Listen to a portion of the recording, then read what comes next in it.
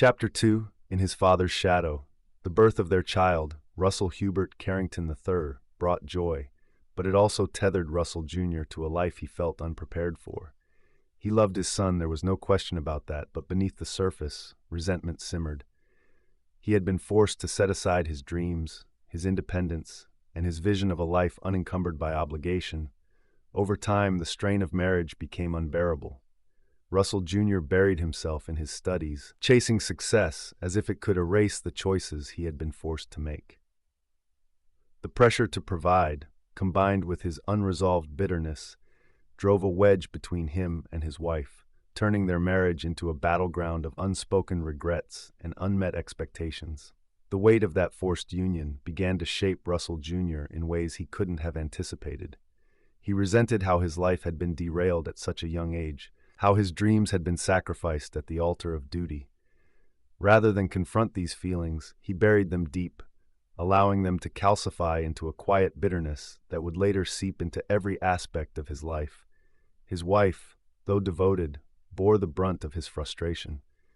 She had hoped the birth of their son would bring them closer, but it only seemed to push him further away. Russell threw himself into his studies and future, determined to rise above his circumstances. For him, success became more than ambition, it became redemption. The brighter his star burned, the more he could distance himself from the shadows of his past. Despite his growing emotional distance, Russell Jr. took pride in providing for his family. He made sure his wife and son wanted for nothing, believing that material comfort could compensate for his absence. But the cracks in their marriage deepened. The woman who had once admired his brilliance began to see the cold detachment lurking behind his polished charm.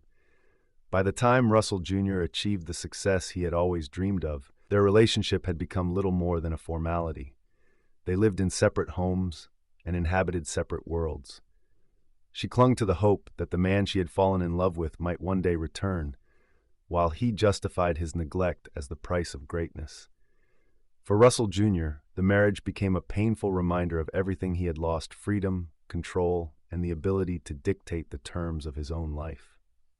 That resentment, coupled with his growing hunger for power and recognition, set the stage for the moral compromises and personal betrayals that would ultimately lead to his fall. As the years passed, Russell Jr. grew increasingly detached from his wife, the woman he had married not out of love, but obligation.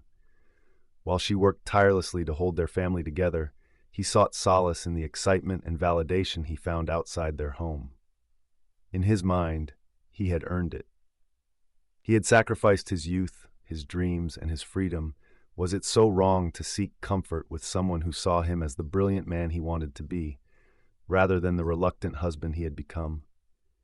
When his wife discovered the truth, it shattered what little trust remained.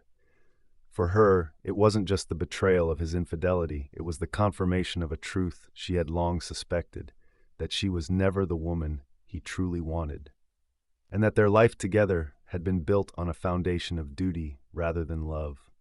The divorce was bitter, though Russell Jr., ever the pragmatist, tried to frame it as inevitable.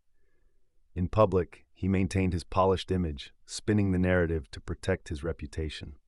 Privately, however, the fallout was far more damaging. His wife left with their son, severing ties with the family he had once tried to provide for.